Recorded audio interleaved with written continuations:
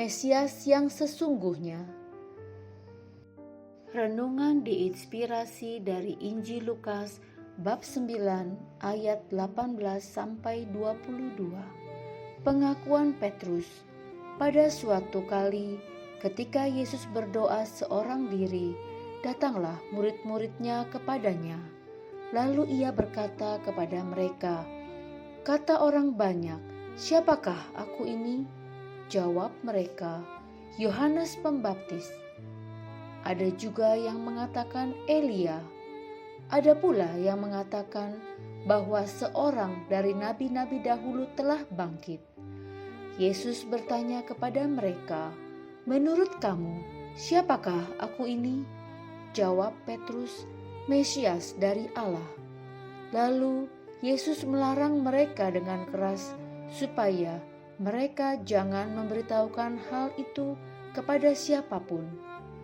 Pemberitahuan pertama tentang penderitaan Yesus dan syarat-syarat mengikuti Dia. Dan Yesus berkata, Anak Manusia harus menanggung banyak penderitaan dan ditolak oleh tua-tua, imam-imam kepala, dan ahli-ahli Taurat, lalu dibunuh dan dibangkitkan pada hari ketiga. Demikianlah sabda Tuhan, terpujilah Kristus. Mengapa tema Who Am I pada setiap retret remaja menjadi tema wajib? Bahkan tema ini sering dipakai juga untuk retret dewasa. Apakah mengenali diri sendiri sulit? Nyatanya memang sulit, apalagi mengenali orang lain. Dalam bacaan Injil hari ini, Yesus bertanya kepada para muridnya, "Kata orang banyak, siapakah aku ini?" Jawaban para murid sangat standar. Ada yang menjawab Yohanes Pembaptis, Elia, dan seorang nabi. Yesus kembali bertanya, "Menurut kamu, siapakah aku ini?" Yesus mengharapkan jawaban yang lebih pribadi. Petrus menjawab mewakili yang lain, "Mesias dari Allah." Jawaban ini benar, namun dapat disalah mengerti. Karena itu, Yesus memerintahkan mereka supaya merahasiakan hal itu. Yesus mengetahui apa bayangan para murid tentang Mesias, yaitu seorang pemimpin yang dapat membebaskan mereka dari bangsa Romawi. Mereka tidak memahami bahwa Mesias adalah pribadi yang menderita, ditolak, dibunuh, dan bangkit dengan mulia. Inilah Mesias yang sebenarnya. Mesias tidak dapat dipisahkan dengan penderitaan Yesus di salib.